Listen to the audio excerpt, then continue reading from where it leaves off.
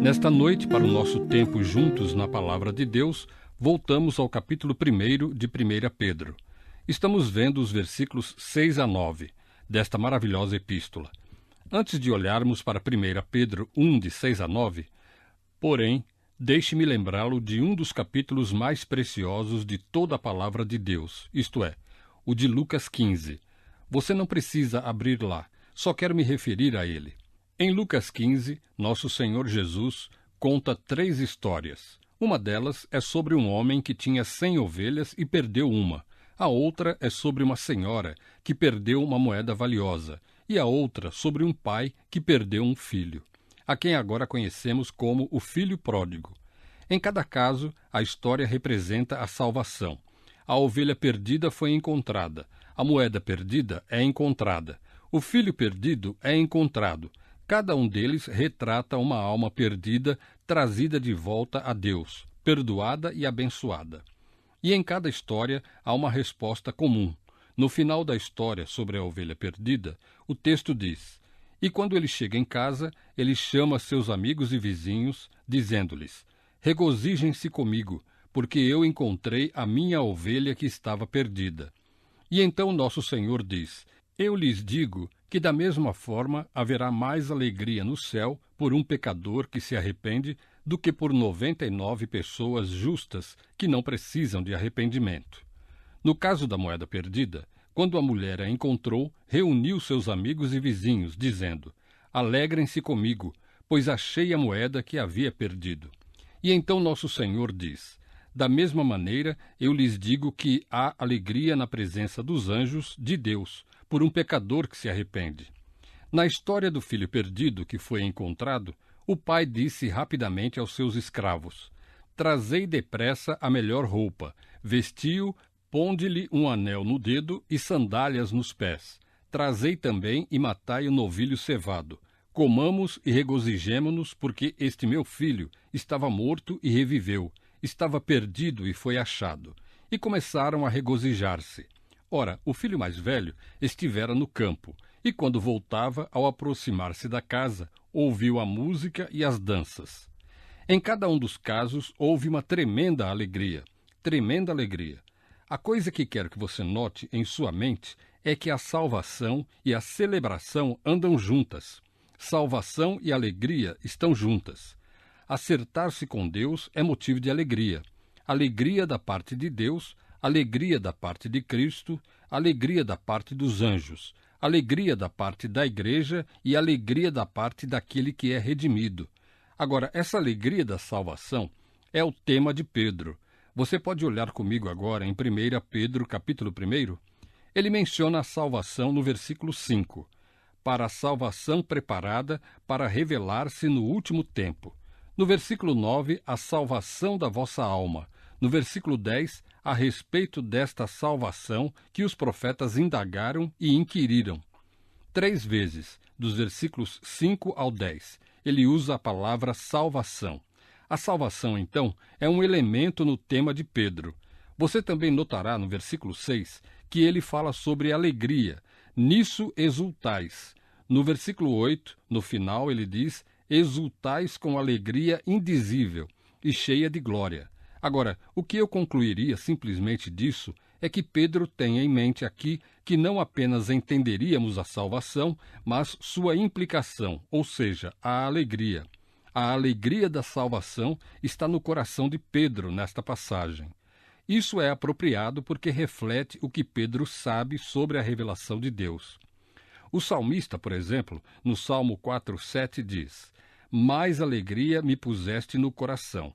Isaías, escrevendo em 35:10, disse que os resgatados do Senhor virão com gritos jubilosos, com alegria eterna.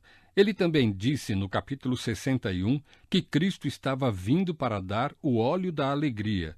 E ele falou por todos os redimidos no versículo 10 daquele mesmo capítulo, quando ele disse: Regozijar-me-ei muito no Senhor, porque me cobriu de vestes de salvação.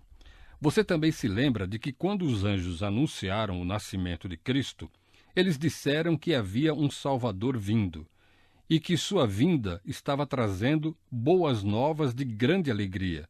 Lucas 2:10. Alegria e salvação foram ligadas pelo apóstolo Paulo. Ele escreveu que os tessalonicenses haviam recebido a mensagem do Evangelho com alegria. 1 Tessalonicenses 1:6.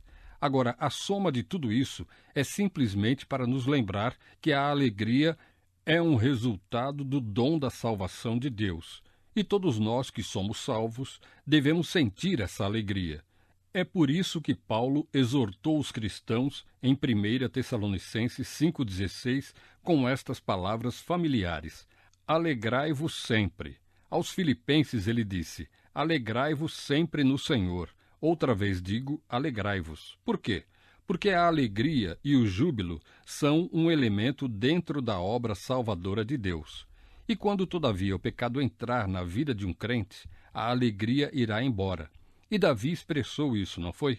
No Salmo 51:12, quando saiu do terrível pecado de adultério e assassinato, clamou a Deus e disse: restitui-me a alegria da tua salvação. A alegria é um elemento de salvação. Ela pode ser confiscada pelo pecado e, nesse ponto, devemos ser exortados e experimentar novamente a alegria que Deus proveu para nós. A salvação, então, tem alegria embutida. Isso todo crente deve experimentar constantemente. Agora, a questão que vem à nossa mente é: como experimentamos essa alegria? Como captamos essa alegria? Vamos ver isso. A maioria de nós não está o tempo todo cheio de alegria. Nós não estamos o tempo todo experimentando alegria. O que então restaura essa alegria? O que motiva essa alegria? O que é isso que captura essa alegria? O que é que descobre essa alegria? Bem, isso é exatamente o que vamos descobrir em Pedro, nos versículos 6-9. Antes de olharmos especificamente para esses versículos, lembre-se de que é importante que Pedro traga o tema da alegria, porque seus leitores precisam muito de serem lembrados disso. Eles estão em uma situação muito difícil. Nós estudamos o suficiente sobre esta epístola em nosso breve tempo aqui para saber que aqueles a quem ele escreve estão sob perseguição. Eles estão entre os cristãos daquele mundo antigo, acusados do incêndio de Roma. Eles foram desprezados, odiados e rejeitados por muitas pessoas, mesmo sem esse insulto adicionado. E então eles estavam sob uma perseguição muito severa. Em 2:12, por exemplo, Pedro diz: tendo conduta exemplar no meio dos gentios, para que quando eles os acusarem de malfeitores, observando as boas obras que vocês praticam, e assim por diante. Eles estavam sendo caluniados como malfeitores. No versículo 19, a implicação é que eles estavam literalmente sofrendo injustamente. E Pedro diz: suportem este sofrimento injusto. No versículo 20, ele diz que eles foram duramente tratados e chamados a perseverar com paciência. No versículo 21, ele lhes diz: porque para isto mesmo vocês foram chamados, pois também Cristo sofreu no lugar de vocês, deixando exemplo para que vocês sigam os seus passos. Ele sofreu e vocês também sofrerão. Em 3:9 ele diz: não paguem mal com mal, nem ofensa com ofensa. Pelo contrário, respondam com palavras de bênção. A implicação é que eles estavam fazendo mal a esses cristãos. Eles estavam insultando esses cristãos. Eles não deveriam retaliar. O versículo 14 diz: mas mesmo que venham a sofrer por causa da justiça, vocês são bem-aventurados. E ele continua a lembrá-los de defenderem a fé e a esperança que neles há e santificar o Senhor Deus em seus corações. E se for necessário, no versículo 17, é melhor que sofrais por praticardes o que é bom do que praticando o mal. Em 1 Pedro 4:1, ora, tendo Cristo sofrido na carne, estejam também vocês armados do mesmo pensamento. 4:12, amados, não estranhem o fogo que surge no meio de vocês, destinado a pô-los à prova, como se alguma coisa extraordinária estivesse acontecendo. Pelo contrário, alegrem-se na medida em que são coparticipantes dos sofrimentos de Cristo, para que também, na revelação de sua glória, vocês se alegrem, exultando. O versículo 14 nos diz que eles foram insultados pelo nome de Cristo. Eles estavam sofrendo, diz o versículo 16, como cristãos, e não devemos nos envergonhar, mas glorificar o nome do Senhor. E o versículo 19 diz que se você sofre, entregue-se a Deus. Em 1 Pedro 5,10 diz: E o Deus de toda a graça, que em Cristo os chamou à sua eterna glória, depois de vocês terem sofrido por um pouco, Ele mesmo irá aperfeiçoar, firmar, fortificar e fundamentar vocês. Agora, todos esses versículos nos dizem, em termos inequívocos, que eles estavam em um momento muito difícil. Era uma época que facilmente poderia tirar a alegria deles. E é por isso que Pedro amarra a alegria à salvação deles, lembrando-os da bem-aventurança de conhecer a Deus por intermédio de Cristo, e de que deveriam conhecer a alegria apesar de tudo isso. Eles estão enfrentando dificuldades que em nenhum sentido devem diminuir sua alegria. Agora vamos ver os versículos 6 a 9, e você ouça enquanto eu leio. Nisso vocês exultam, embora no presente, por breve tempo, se necessário, sejam contristados por várias provações, para que, uma vez confirmado o valor da fé que vocês têm, muito mais preciosa do que o ouro perecível, mesmo apurado pelo fogo, resulte em louvor, glória e honra na revelação de Jesus Cristo. Mesmo sem tê-lo visto, vocês o amam. Mesmo não o vendo agora, mas crendo nele, exultam com uma alegria indescritível e cheia de glória, obtendo o alvo dessa fé, a salvação da alma. Essa é uma declaração rica, maravilhosa e profunda, e ela nos abre toda essa questão de alegria. Pedro realmente responde implicitamente à pergunta aqui que perguntamos anteriormente. O que os crentes no meio do problema precisam se concentrar para recuperar sua alegria? Onde eu vou encontrar minha alegria quando minhas circunstâncias não são todas que eu gostaria que fossem? Em geral, você notou ao ler que essa alegria está ligada àquele tipo de triunvirato santo e familiar da fé, esperança e amor, todos os três os quais são referidos nesta seção? Você vê, a alegria não é uma breve emoção superficial, é algo muito profundo, algo ligado à fé, algo ligado à esperança e algo ligado ao amor. A alegria não vem a baixo custo, ela vem com um grande custo para Deus. Ele estabelece o tesouro da alegria no céu através do sacrifício de Cristo. Ele provê essa alegria por meio de todas as nossas provações, pelo ministério do Espírito de Deus. E assim, o custo para o Pai foi nos dar o Filho e o Espírito, para que pudéssemos experimentar a alegria. E você se lembrará de que quando estávamos estudando Filipenses, algumas semanas atrás, dissemos que a alegria é produzida por coisas muito mais profundas do que as coisas que produzem felicidade. As circunstâncias positivas produzem felicidade. Um relacionamento positivo com o Deus vivo, através de Cristo, produz alegria. A felicidade vem de eventos positivos. A alegria vem de uma profunda confiança de que sua vida está escondida com Cristo em Deus. A alegria está conectada com a salvação. Então você diz, bem, John, onde eu olho para a minha salvação para obter essa alegria, para descobrir essa alegria, para me concentrar nessa alegria, para capturar essa alegria? Pedro nos fala de 5 coisas, 5 pontos de contato para redescobrir sua alegria. Eu não sei onde você está em sua alegria cristã, mas se você não estiver se regozijando sempre, se você não estiver se regozijando sempre no Senhor, se você não tem aquela profunda sensação de paz e satisfação, esse brilhante coração, aquela emoção abrasadora e contagiante em sua vida, não importa quais sejam as circunstâncias, você precisa recuperar sua alegria. E Pedro nos dá 5 perspectivas. Sua alegria virá de dentro, não está relacionada às suas circunstâncias, não está relacionada ao que você está experimentando em um sentido. Em outro sentido, mostrarei a você que é. Ela vem da confiança em certas coisas. A primeira vem da confiança em uma herança protegida, uma herança protegida. Essa é a primeira grande verdade que traz a alegria da salvação. Observe o versículo 6. Nisso vocês exultam. Em quê? Nisso. Refere-se aos versículos 3 a 5. Nisso vocês exultam. Essa palavra exultam é um termo muito expressivo.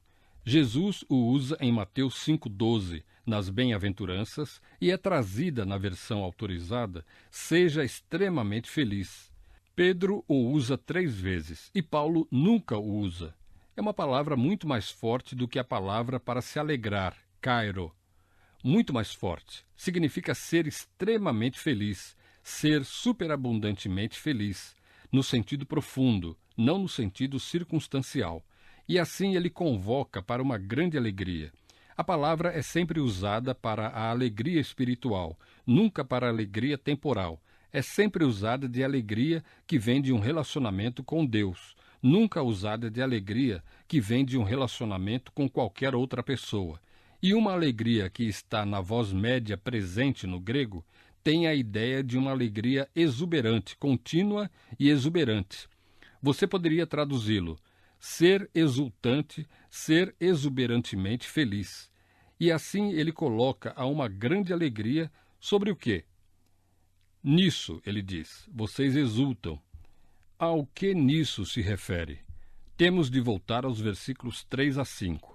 Bendito seja o Deus e Pai de nosso Senhor Jesus Cristo, que, segundo a sua grande misericórdia, nos regenerou para uma viva esperança, mediante a ressurreição de Jesus Cristo dentre os mortos, para uma herança que não pode ser destruída, que não fica manchada, que não murcha e que está reservada nos céus para vocês, que são guardados pelo poder de Deus, mediante a fé, para a salvação preparada para ser revelada no último tempo. Estudamos isso da última vez, e dissemos que Pedro aqui está falando sobre uma herança protegida que cada um de nós em Cristo tem com Deus. Deus, por meio de sua misericórdia, nos fez nascer de novo para uma esperança viva, e essa é uma esperança que sempre vive, e essa esperança é que receberemos uma herança eterna. A herança nunca pode perecer, a herança nunca pode ser corrompida, a herança nunca pode desaparecer, e nunca podemos ser desqualificados, pois estamos protegidos pelo poder de Deus. Portanto, temos uma herança eterna protegida. Nisso, ele diz, vocês exultam. Onde você está procurando sua alegria? Essa é a questão. Você está procurando sua alegria em suas circunstâncias? Ela não está lá. As circunstâncias vão lhe trair. Mas se você reconhecer que sua alegria pode ser encontrada em sua herança protegida, nada pode tocar isso. A maravilhosa promessa de Deus a todo crente é a de que temos uma herança eterna, imperecível, imaculada e imutável, que é a nossa glorificação final na salvação final. Ela está atualmente reservada para nós, seguramente guardada no céu, até o último momento, quando virmos Jesus face a face. Essa gloriosa eternidade que Deus, o Pai, pela misericórdia, nos concedeu por meio do novo nascimento é a esperança que preenche nosso coração. Nisso vocês exultam. Amado, tire seus olhos deste mundo. Pare de procurar sua satisfação aqui. Sua eterna glória no céu é que é o foco. Paulo disse, pensem nas coisas lá, o quê? Do alto. Colossenses 3, e não nas que são aqui da terra.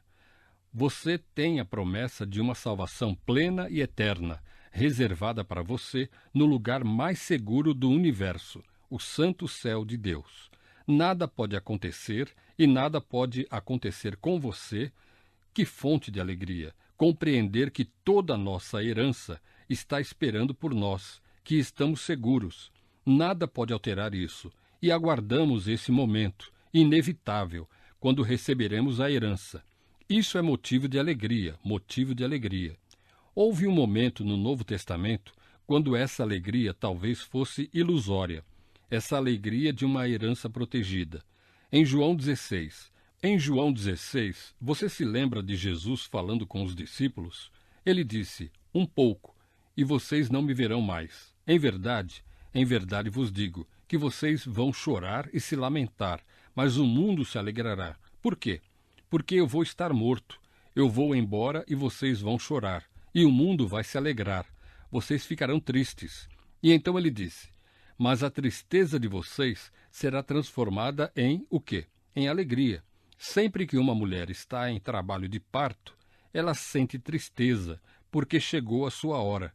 Mas quando ela dá à luz a criança, ela não se lembra mais da angústia, porque uma criança nasceu no mundo.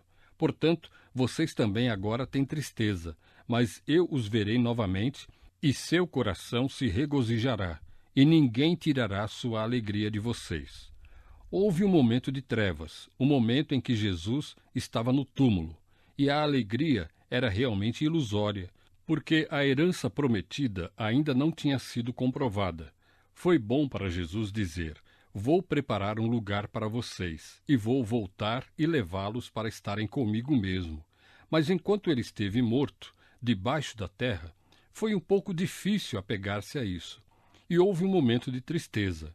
Mas quando Jesus irrompeu do túmulo e viu aqueles discípulos, a tristeza deles se transformou em alegria, porque a promessa de vida após a morte, para eles, parecia mais crível, uma vez que Cristo havia vencido a própria morte. E isso ficou ainda mais implícito naquele texto, em João 16. Creio que Jesus estava indo além de sua ressurreição e falando sobre a vinda do Espírito. Houve ainda um tempo de dificuldade, mesmo quando Jesus ressuscitou dos mortos, quando os discípulos estavam lutando em seus corações com tudo o que estava acontecendo, porque ainda não haviam recebido o Espírito Santo residente. E então Jesus disse, eu vou embora e lhes enviarei o Espírito, e o Espírito residirá na vida de vocês. E o Espírito é a fonte da alegria. Gálatas 5 diz, o fruto do Espírito é amor, alegria. Jesus tinha ambos em mente, sem dúvida, quando ele disse, sua tristeza virá, mas sua tristeza se transformará em alegria. Você chorará por algum tempo, mas então seu choro se transformará em alegria que ninguém jamais tirará de você. Porque é alegria baseada na ressurreição, alegria baseada na vinda do Espírito. Por um breve momento, as promessas de Deus por intermédio de Cristo para os seus pareceram ilusórias, e a alegria pareceu ausente. Mas quando a ressurreição veio, e logo depois o Espírito Santo veio, a alegria da futura herança veio à vida, e ninguém jamais a tirará novamente, nunca mais. É por isso que Paulo, em Romanos 5,2, diz, pelo qual obtivemos também acesso pela fé a esta graça, na qual estamos firmes, e nos gloriamos na esperança da glória de Deus. É por isso que ele diz em Romanos 12,12, alegrai-vos na esperança, porque a sua esperança está na ressurreição e sua esperança é gerada pela habitação do Espírito Santo, que é, marque isto, a garantia de nossa herança protegida. Em Efésios 1,12, essa porção maravilhosa das Escrituras diz que temos esperança em Cristo. E então, no versículo 13, fala sobre a mensagem, o evangelho da salvação. E tendo crido, vocês foram selados nele com o Espírito Santo da promessa. Ouça isto, que é dado como penhor da nossa herança. O Espírito de Deus é o pagamento da sua herança protegida. Ele é o arrabom. Paulo usa essa palavra, significa anel de noivado, para se certificar de que o casamento realmente sairá. Você pode se alegrar, amado, por sua gloriosa herança, guardada para você e você sendo guardado para ela. E nada pode roubar sua alegria, porque essa alegria é construída sobre um fato histórico, a ressurreição de Cristo. É construída sobre uma experiência presente, o poder interior e a presença do Espírito de Deus. Isso é alegria. E isso é alegria sobre uma herança protegida. Agora, se você está passando por provações na vida, em vez de olhar para este mundo temporal, mundano, com todos os seus problemas, você precisa olhar para a sua herança eterna protegida. Se você está tendo problemas com isso, pegue a série de mensagens sobre o céu e detenha-se sobre ela novamente. Agora, eu não estou falando de aumentar a emoção, você entende isso? Eu não estou falando de algo artificial, cômico ou fingido. Eu não estou pedindo para você fingir que tem uma alegria que não é real. Eu não acho que você possa fabricar alegria. Eu não quero que você negue a dor.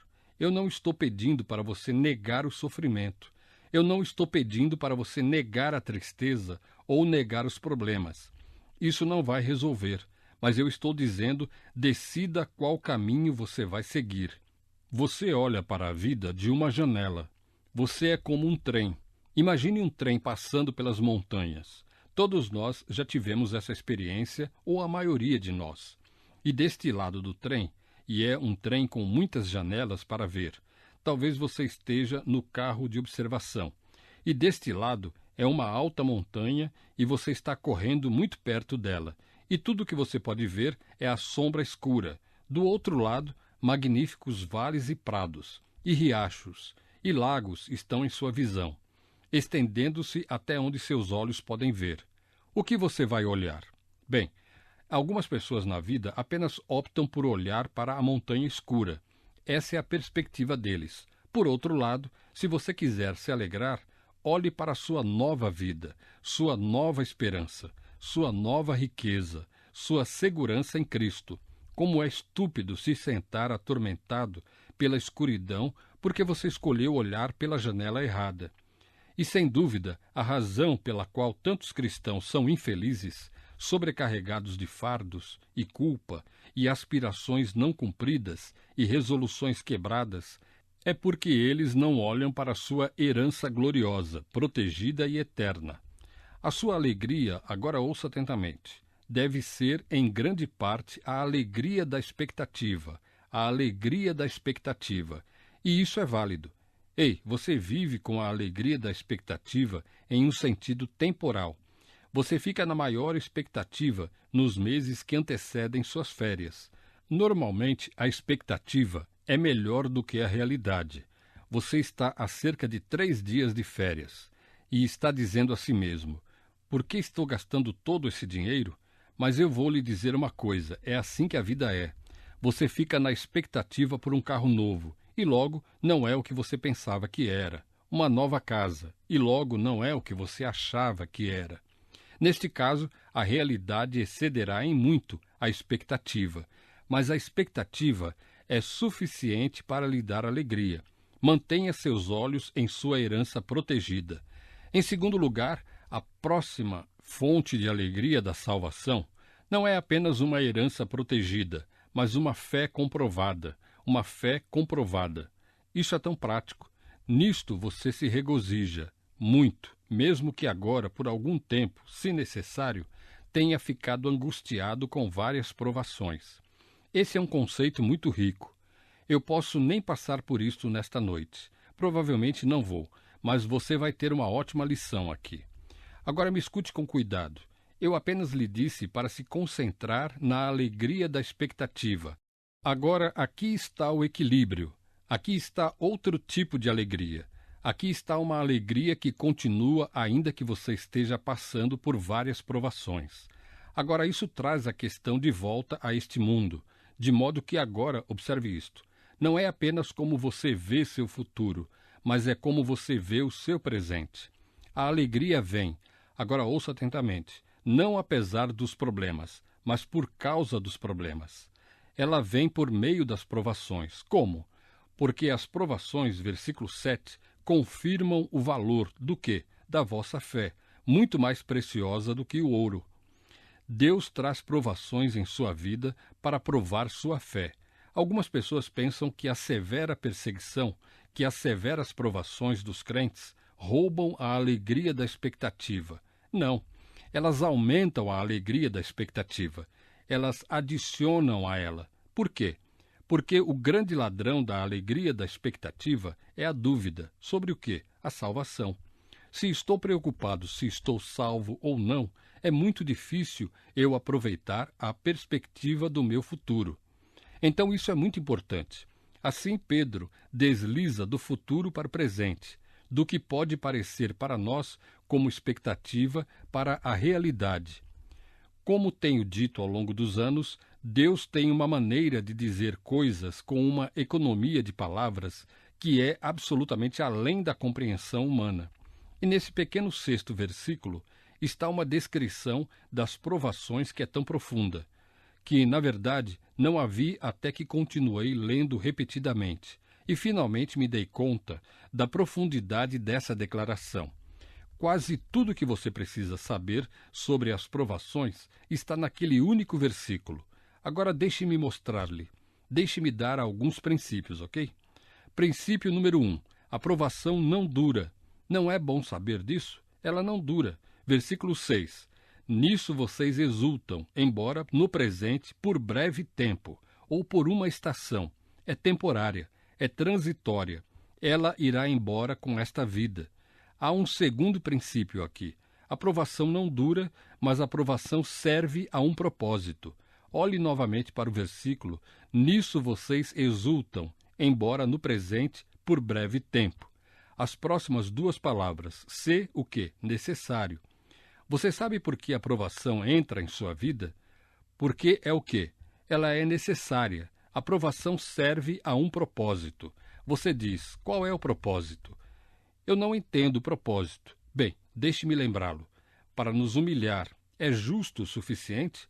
Para nos afastar das coisas mundanas, para nos ajudar a olhar para o céu, para revelar o que realmente amamos, ensinar-nos o valor da bênção de Deus em oposição à dor da vida. A provação vem para nos ajudar a ajudar os outros. A provação vem para desenvolver uma força duradoura em nosso caráter. E a provação vem, algumas vezes, para nos castigar pelo nosso pecado. Ela serve a um propósito. Pedro disse em 5,10, depois de vocês terem sofrido por um pouco, ele mesmo irá aperfeiçoar, firmar, fortificar e fundamentar vocês. Deus tem um propósito nisso, tornar você melhor. O terceiro princípio vem desse pequeno versículo. A provação traz dor. Ninguém nunca negou isso. Nisso vocês exultam, embora no presente, por breve tempo, se necessário, sejam contristados. Deus sabe disso. É por isso que ele a traz. Ele está falando sobre angústia mental, não apenas angústia física. Mental, mágoa, tristeza, decepção, ansiedade. Claro, o problema traz dor. Então nós temos uma pequena teologia sobre as provações aqui. A provação não dura. A provação serve a um propósito. A provação traz dor. Pressupõe-se que é dolorosa. Você entendeu isso? Esse é o seu ponto. Supõe-se que ela aflige você, para conduzi-lo do mundo para o Senhor, para purificar o seu pecado, para refiná-lo para uma maior utilidade. Existe um quarto princípio. A provação vem de várias formas. Você notou isso? O versículo 6 diz, nisso vocês exultam, embora no presente, por breve tempo, se necessário, sejam contristados por várias provações. Ela vem de muitas formas. A palavra poikilos significa muitas cores. A provação é muito colorida. Aliás, Pedro usa a mesma palavra uma outra vez quando descreve a graça de muitas cores de Deus. Esse é um pensamento bonito. A provação é multicolorida. A graça de Deus é poikilos, multicolorida. É como se não houvesse nenhuma cor de provação que Deus não pudesse combinar com uma cor da graça. Pensamento bonito. Graça para combinar com cada provação. Ela vem em muitas formas. Você apenas pensa que superou uma e vem outra. Mas um último pequeno princípio. A provação não diminui a alegria. Observe o versículo 6. Nisso vocês exultam, embora no presente, por breve tempo, se necessário, sejam contristados por várias provações. Você se regozija muito, mesmo que esteja em provação. A questão é que a provação não diminui a alegria, não deve diminuir a alegria. Por quê? Porque não deveria diminuir a alegria. Eu vou lhe dizer por quê. Versículo 7. Para que, uma vez confirmado o valor da fé que vocês têm, muito mais preciosa do que o ouro perecível, mesmo apurado pelo fogo, resulte em louvor, glória e honra na revelação de Jesus Cristo. Agora ouça isto com muito cuidado. Esta é uma verdade profunda. Pedro diz: é por isso que as provações não levam sua alegria. Veja por que as provações produzem alegria. Porque se você passar pelo teste, sua fé será comprovada.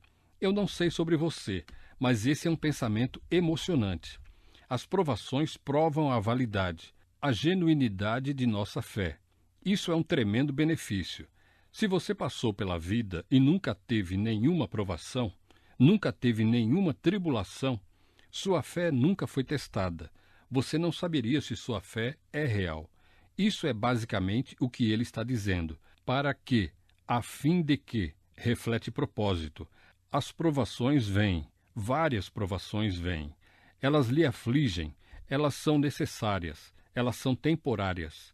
Elas não roubam sua alegria. Elas vêm para que a prova de sua fé, ou em um sentido adjetival, que a frase seja traduzida, o resíduo testado de sua fé, elas vêm como fogo para queimar as impurezas do metal, para ver se há algo real ali. A fé é realmente revelada na provação, é genuína se há algo ali quando o fogo for aquecido. O propósito de Deus nas provações, agora ouça atentamente, é testar sua fé. Para quem? Para Ele? Ele precisa testar sua fé? Deus precisa fazer alguma coisa para descobrir se você é real? Não, Ele sabe o que está no seu coração, certo? Então, a quem a provação vai beneficiar? Você. A palavra para apurada aqui, no versículo 7, é usada porque é emprestada do processo de análise de metal. E esse tipo de análise de metal era para determinar seu verdadeiro caráter, descobrir sua pureza, colocar em um fogo e queimar tudo mais, e o que restava seria o verdadeiro conteúdo. Aliás, se eles colocassem algo no fogo e não houvesse mais nada, eles sabiam que não haveria nenhum metal real, nenhum ouro de forma alguma. Isso aconteceu com Judas, não foi? Passado pelo teste, o fogo, ele provou ser nada. Deus testa o crente para revelar se sua fé é genuína. Assim como ele testa o ouro, e o texto menciona o ouro, no versículo 7, que é testado pelo fogo. O fogo é igual às provações. O ouro é sua verdadeira fé. E quando o fogo vem e toda a impureza é queimada, a verdadeira fé é revelada. Agora, isso funciona mais ou menos assim. Pense nisso, certo? Seu coração está triste, certo? Você está passando por problemas, provações, sofrimento, dor, e você está no meio da ansiedade e tudo isso. O ambiente ao seu redor está em colapso. Nada está funcionando do jeito que você quer que funcione.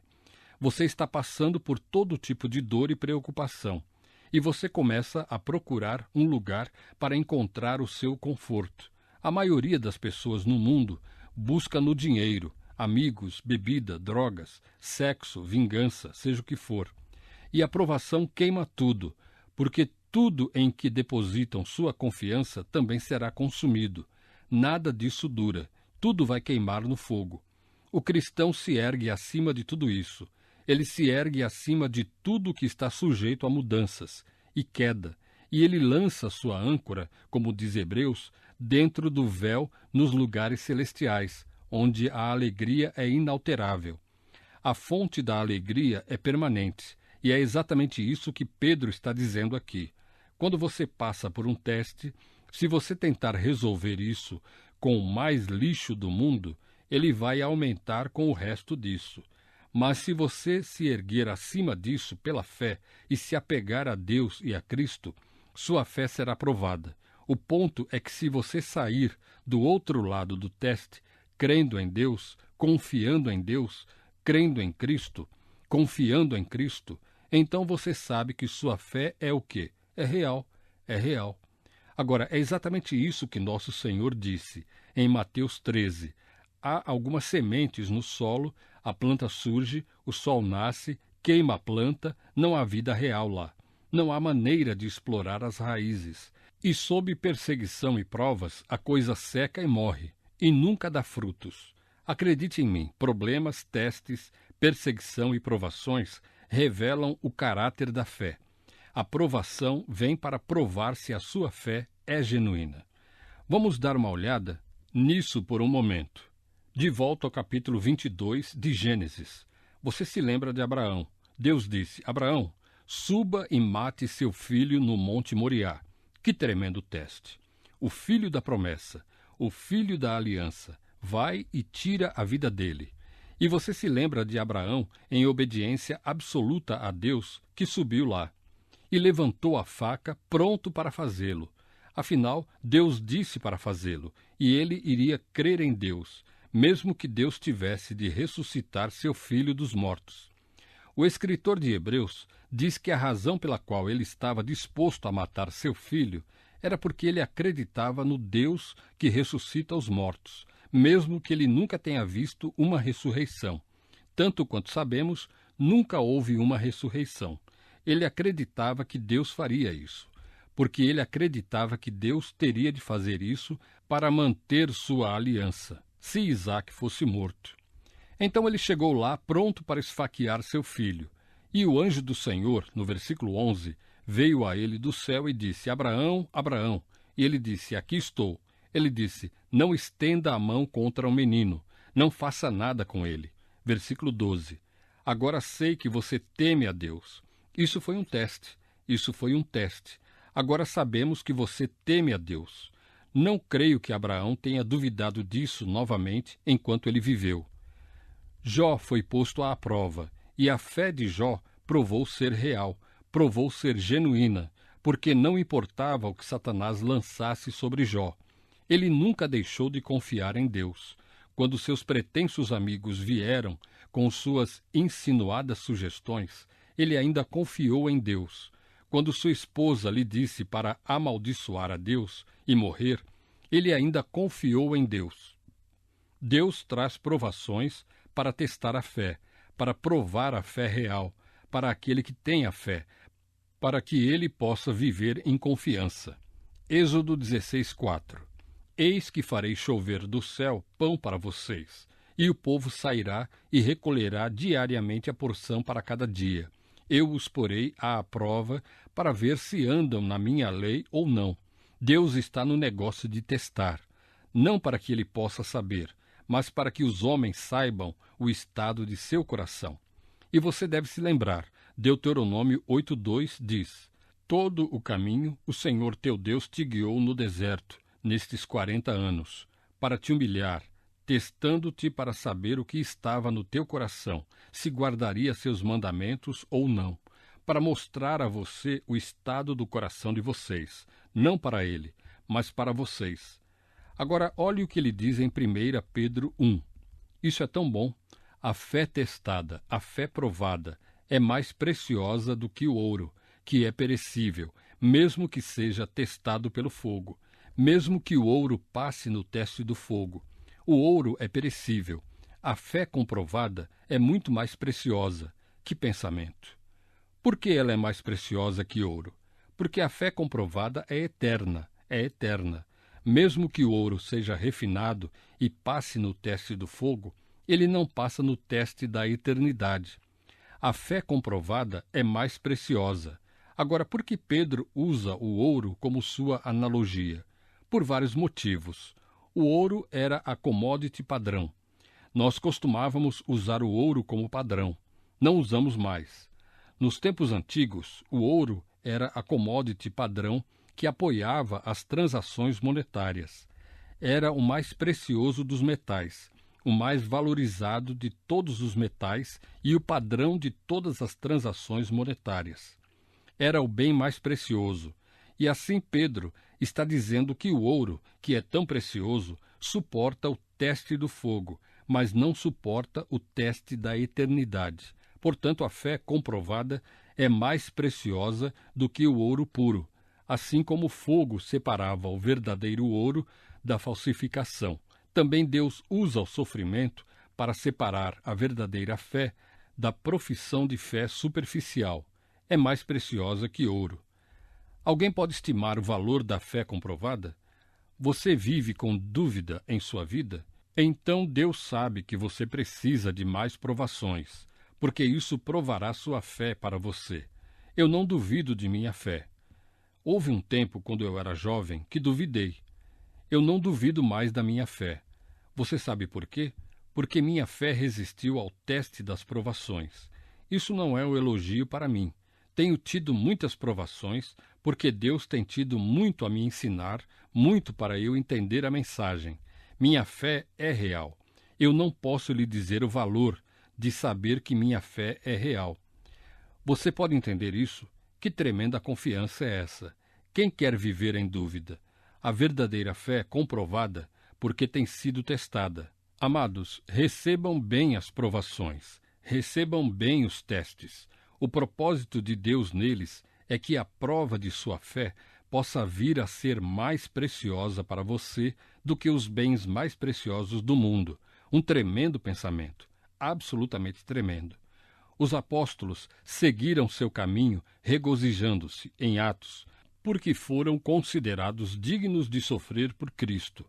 E se eu pudesse ser tão ousado, devo acrescentar que eles devem ter se mantido confiantes também, confiantes na realidade de sua salvação, porque ouviram de Jesus muitas vezes esta frase: ó homens o quê? De pouca fé. E quando chegou a hora da cruz, eles o abandonaram e fugiram.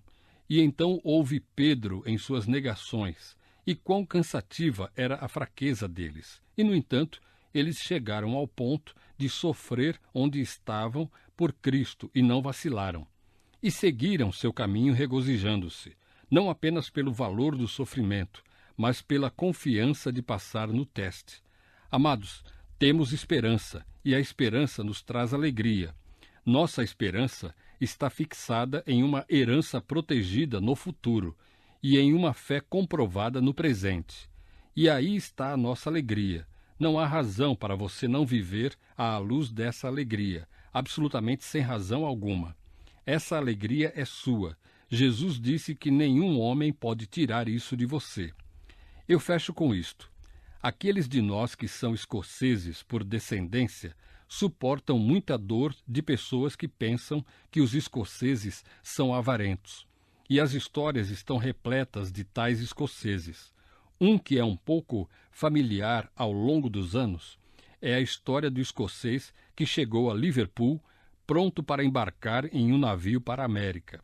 Ele havia comprado sua passagem no navio, apalpou as poucas moedas que compunham seu capital terreno e decidiu que a viagem duraria algumas semanas, e para conseguir comida suficiente teria que economizar para poder ter um pouco de dinheiro quando chegasse a Nova York, para começar sua vida. Então ele foi até uma pequena loja e colocou em sua bagagem uma provisão, uma grande provisão de biscoitos e queijo para sustentá-lo em sua viagem. Enquanto a viagem progredia, o ar do mar fez com que ele sentisse muita fome. Para piorar a situação, a umidade do ar amolecia seus biscoitos e endurecia seu queijo. Amado, colocar queijo duro em biscoitos macios não é uma boa ideia. Ele acabou então com um punhado de migalhas. Ele estava desesperado de fome até o final da primeira semana.